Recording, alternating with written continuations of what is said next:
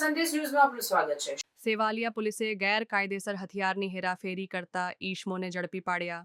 2 દેશી પિસ્તોલ અને 2 કારતૂસ સાથે 3 આરોપીઓની ધરપકડ કરી।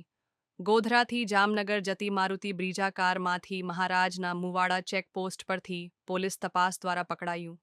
આ પિસ્તોલ અને કારતૂસ માટે કોઈ પાસ પરમિટ ન હોવાનું પોલીસ તપાસ દરમિયાન બહાર આવ્યું।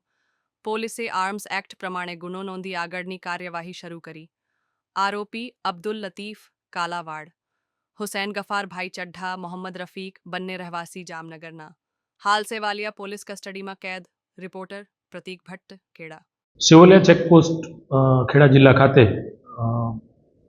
ચેકપોસ્ટ ઉપર વાહન ચેકિંગ ચાલતું હતું તે દરમિયાનમાં આજરોજ સવારના 6:30 વાગ્યાના સુમારે 3 ઈસમો એક બ્રેઝા ગાડી જે છે GJ10 EL 9393 નંબરની ગાડીમાં આવેલા તે વાહનમાં આ ઈસમોને ચેક કરતા તેમના કબજામાંથી 2 દેશી બનાવટની પિસ્ટલ અને કારતૂસ મળી આવેલા।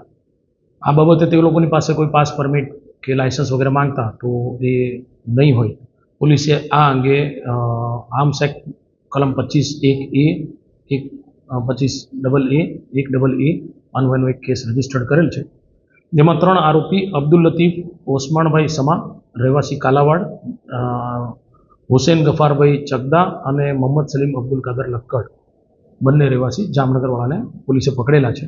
અને 3 આરોપીને પકડી અને આ હથિયાર ક્યાંથી લાયા, કેવી રીતે લાયા, કોના માટે લાયા એ અંગેની પૂછપરછ હાલમાં ચાલુ છે। આમાં આરોપી અબ્દુલ લતીફ ઓસમાણભાઈ સમા છે એનો આ અંગેનો પૂર્વ ઇતિહાસ છે, તે અગાઉ આર્મ્સ એક્ટમાં પણ પકડાયેલ છે અને તે સિવાય પણ તેના ગુનાઓ છે।